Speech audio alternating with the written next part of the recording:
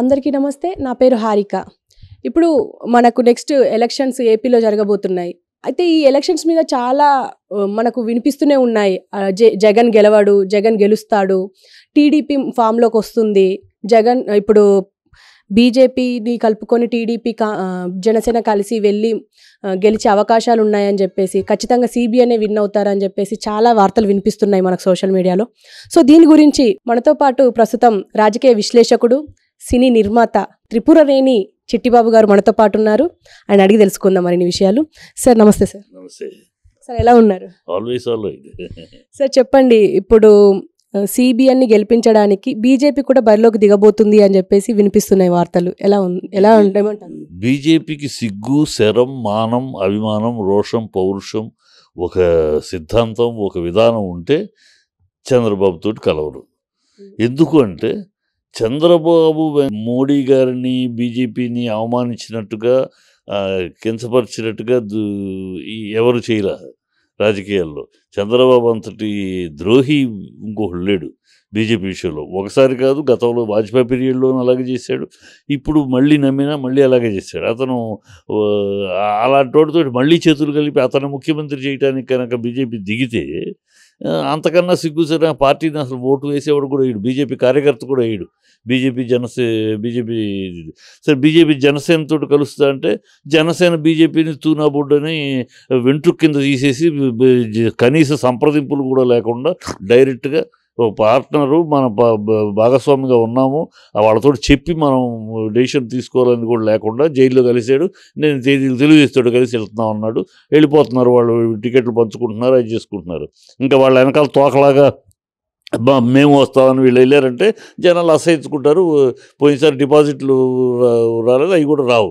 అసలు వాళ్ళ ఆంధ్ర రాష్ట్రంలో బీజేపీ అనేది లేదు. బీజేపీకి ఒక అధ్యక్షులే లేరు. అధ్యక్షులు ఉన్న అధ్యక్షుడు బీజేపీ అధ్యక్షులు కాదు, చంద్రబాబు సెక్రటరీగా ఉన్నాడు.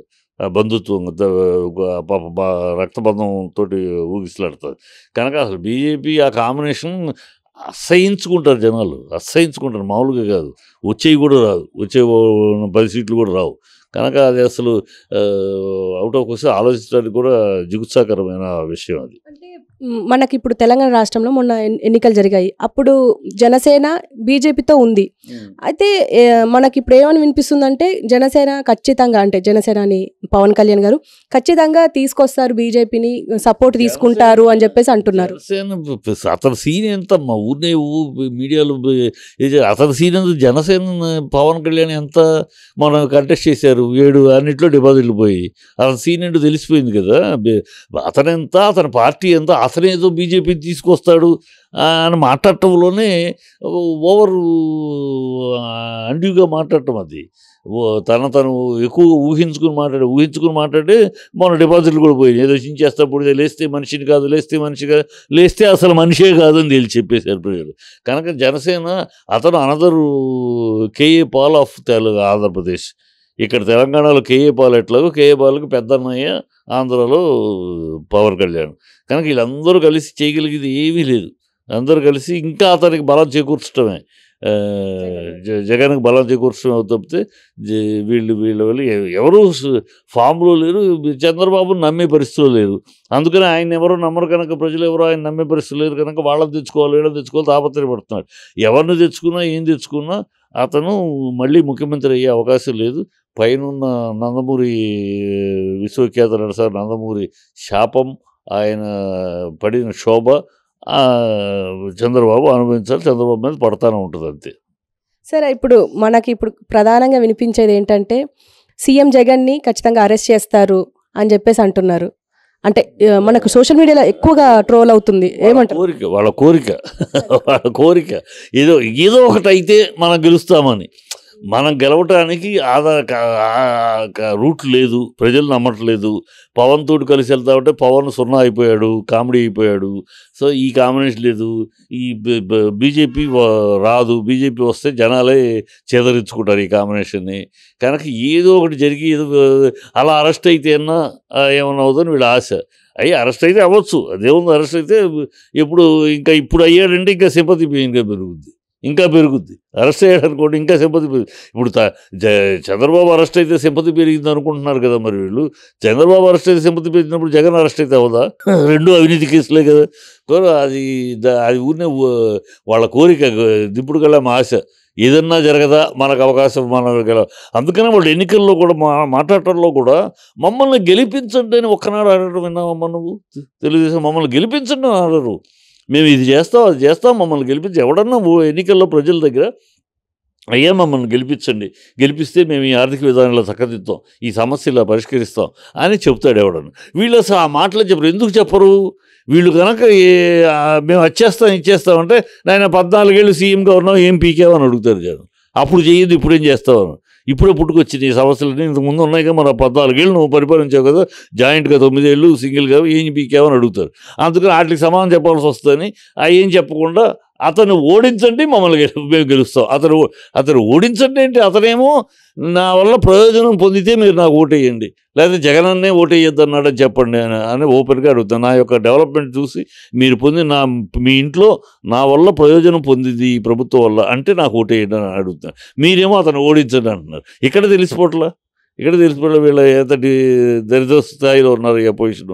కనుక ఈ అపోజిషన్ ఆంధ్ర రాష్ట్రంలో ఉన్నంత దౌర్భాగ్యపు అపోజిషన్, ఆంధ్ర రాష్ట్రంలో ఉన్నంత దరిద్రమైన నీచమైన హేయమైన అపోజిషన్ భారతదేశంలోని ఏ రాష్ట్రం లేదు. చాలా దిగంబరంగానూ ఉంది ఆ అపోజిషన్. కనుక ఈ ఎన్నికలు మళ్ళీ ఆ చీకటి రోజులు కంటిన్యూ అవుతాయి ఆంధ్ర రాష్ట్రానికి. మళ్ళీ జగన్ ప్రభుత్వం ఈ పరిస్థితి కంటిన్యూ అవుతుంది.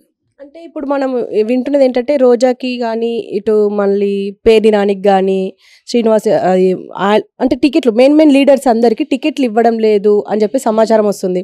అంటే సీనియర్ లీడర్స్ లేకుండా గెలవగలడా? వాళ్ళని బట్టి గెలిచాడా జగన్ వాళ్ళని బట్టి, జగన్ తనని బట్టి గెలిచాడు. జగన్ పేరు నాని బట్టో కొడాలి నాని బట్టో రోజాని బట్టో గెలవలా. వాళ్ళు ఈయన బొమ్మను పెట్టి గెలిచారు. కనుక ఇస్తే ఇవ్వచ్చు, ఇవ్వకపోతే వాళ్ళ వల్ల పార్టీ జగన్ గెలుస్తాడు అనేది కరెక్ట్ కాదమ్మా. వాళ్ళు అసలు లెక్కలో పొలిటికల్గా అతనేమో వ్యూహాలు వేసుకుంటున్నాడు, పొలిటికల్ లెక్కలు వేసుకుంటున్నాడు. వీళ్ళేమో ఇక్కడ గోతికాడ నక్కలాగా కూర్చొని ఎప్పుడు జారి పడతాడా మనం ఎక్కువ చూస్తున్నారు. అతనేమో చక్కగా ఎవడు ఇన్ఫర్మేషన్ తెప్పించుకుంటున్నాడు, అన్ని తెచ్చుకుంటాడు, ఎవరికి ఇవ్వాలి ఎవరికి ఇవ్వద్దు, గెలుపు గుర్రాలు ఎవరు అతను లెక్కలు వేసుకుంటున్నాడు, బేరీస్ చేసుకుంటున్నాడు. అతని లెక్కల్లో అతను వెళ్తున్నాడు. గెలుపు గుర్రాలని అతనికి వచ్చిన ఇన్ఫర్మేషన్ ఇంటెలిజెన్స్ రిపోర్ట్ బట్టి అతను ఇచ్చుకుంటాడు. వాళ్ళ వల్ల జగన్ బట్టే ఆ పార్టీ, జగన్ బట్టే ఆ క్యాండిడేట్స్ మొన్న 151 మంది గెలిచిన వాళ్ళు జగన్ బొమ్మను పెట్టుకుని గెలిచారు. కానీ వాళ్ళ ఇండివిజువల్ గెలిచిన ఒక్కళ్ళ పేరు చెప్పమ్మా. ఇండివిజువల్ ఎవరో ఒకరికి గెలవాలి. వాళ్ళందరూ జగన్ ప్రజలు కోరుకున్నారు ఆ టైంలో. చంద్రబాబు యొక్క దౌర్భాగ్యం వల్ల, చంద్రబాబు యొక్క దరిద్రపు అబద్ధాల ఆరబోతం వల్ల, చంద్రబాబు యొక్క అసహ్యమైన పరిపాలన వల్ల, చంద్రబాబు యొక్క నీచమైన నికృష్టమైన భ్రష్టమైన పరిపాలన వల్ల ప్రజలు విసిగి వేసారి అసహించుకుని దరిద్రం వద్దు అనుకుని వేరే ఎవరు కావాలి అని ఎదురు చూస్తుంటే ఆ టైంలో 10 ఏళ్ళుగా ప్రజలు తిరుగుతూ నాకంటూ ఒక అవకాశం ఇవ్వండి అని అడుగుతున్నాడు. సరే ఇద్దామని ఇచ్చారు. అంతేగాని జగన్ మీద పెద్ద నిష్ణాతుడు, పరిపాలన దక్షుడు, గొప్ప పరిపాలన చేస్తాడని కాదు. ఇతను చేసిన దౌర్భాగ్యానికి అతనికి ఇచ్చారు అవకాశం. అతను ఇచ్చినందుకు అతను ఏదో నవరత్నాలని అవన్నీ చేస్తున్నాడు. సగం చేస్తున్నాడు, సగం మంచి చేస్తున్నాడు, సగం దౌర్భాగ్యం జరుగుతుంది. కానీ ఈ దౌర్భాగ్యాన్ని ఎండగట్టడానికో అతని పరిపాలనలో ఉన్న దీన్ని బయట లాగటానికో వీళ్ళకి శక్తి లేదు. ఎందుకు వీళ్ళు ఇంతకన్నా నీచంగా చేశారు. ఇప్పుడు చెత్త పరమ చెత్త, ఇసుక తక్కడ పేడ తక్కడ అన్నట్టు చేశారు. సో ప్రజలు ఏంటంటే చంద్రబాబు చేయని అవినీతి, చంద్రబాబు చేయని దౌర్భాగ్యమా, చంద్రబాబు చేయని అరాచకమా? అతని పాలన 5 ఏళ్ళు చూశారు కదా, అన్ని అబద్ధాలు అన్ని దరిద్రాలే. సో ఇది ఏదో చేస్తున్నాడు కదా, కనీసం పేదలకు నవరత్నాలని పెన్షన్లు ఇస్తున్నాడు కదా, అవి కూడా చంద్రబాబు అన్ని వాగ్దానాలను మంటలో కలిపినాడు. 600 వాగ్దానాలు ఇచ్చి 6 వాగ్దానాలు కూడా నెరవేర్చలేదు. సో మళ్ళీ ఆ దరిద్రం ఎందుకు? ఏదో ఉన్నది నడుస్తుంది కదా, ఇతనే చేస్తాడుగా, ఏదో ఒక అందుతున్నాయి కొంతమందికి, కొంతైనా జరుగుతుంది కదా అని ప్రజలు ఇతనికే వేస్తారు. చంద్రబాబు, పవను, పురంధేశ్వరి వీళ్ళ ఆధ్వర్యంలో ఆ పార్టీలు పుట్టగతులు ఉండవు, ఆ పార్టీలకి బతుకులు ఉండవు.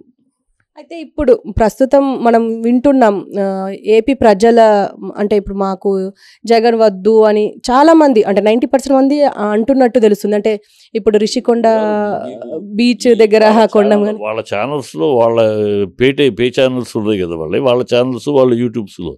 ప్రజల్లో లేదు, మా ప్రజల్లో తిరిగితే చూస్తున్నాం కదా. ప్రజల్లో ఆల్టర్నేటివ్ కావాలి, మంచిదే అంతే, కానీ ఆల్టర్నేటివ్ ఎవరు కనపడట్లేదు. ప్రజల దృష్టి అదే. చంద్రబాబు చేస్తున్నాడండి, ఓకే, ఇతనికన్నా మంచోడు అయితే చూడొచ్చు. ఎవరు మంచోడు? చంద్రబాబు ఇతనికన్నా మంచోడా? దౌర్భాగ్యం పరిపాలన చూసాం కదా. పురంధేశ్వరి ఏమి రీతి ఉంది. పురంధేశ్వరి వాళ్ళ నాన్నకే ఎదురు నిలబడింది. వాళ్ళ నాన్నకి కష్టకాలం వచ్చినప్పుడు ఆయన అండగా నిలబడకుండా ఎదురు నిలబడింది. తర్వాత వాళ్ళ నాన్న ఏ కాంగ్రెస్ భూస్థాపితే ఆ కాంగ్రెస్లోకి వెళ్ళింది, అక్కడ మంత్రి పదవి అనుభవించింది. ఆ పార్టీ పోగానే మళ్ళీ ఇక్కడికి వచ్చి చేరింది. అమ్మాయి దగ్గర ఒక నీతి నిబద్ధత ఏముంది? అది పవన్ కళ్యాణ్ ఇక్కడ కాంగ్రెస్తో ఇక్కడ బీజేపీతో విరోధం అంటాడు, అక్కడేమో స్నేహం అంటాడు. నేను లేస్తే మనిషిని కాదంటాడు. ఒకరోజు సీఎం అంటాడు, ఒకరోజు సీఎం కాదంటాడు. అక్కడేమో లోకేష్ ఏమో మా నాన్నే సీఎం అని గట్టిగా చెప్పేస్తున్నాడు. ఇంక ప్రజలు అభిమానులు మోసం చేసి వీళ్ళు ఇంక నెక్స్ట్ స్టెప్ ఏంటి? ప్రజలు మోసం చేయటం. అందరినీ మోసం చేసి వాళ్ళు పవన్ కళ్యాణ్ జన సైనికులే పాపం రక్తమాంసాలు ధారపోసి మా Jagan CM, power star CM doom అని అతను చివరికి గబుక్కుని చలారు చేసి నేను చంద్రబాబు కాళ్ళ దగ్గర కూర్చుంటారు, మీరు కూర్చోండి అంటే వాళ్ళు ఎవరు కూర్చొని సిద్ధంగా లేరు. వాళ్ళ సైనికులే వాళ్ళని చీపమ్మంటున్నారు. సో వీళ్ళెవ్వరూ ఒక నిబద్ధత, ఒక నిర్దిష్టమైన రాజకీయం కనపట్ల. వీళ్ళతో కంపేర్ చేసినప్పుడు జగనే బెటర్గా కనపడుతున్నాడు. ఏదో తన పని చేసుకుపోతున్నాడు. 10 కార్యక్రమాలు 6 చేయొచ్చు, 4 చేయలేకపోవచ్చు, కానీ చేస్తున్నాడు కదా.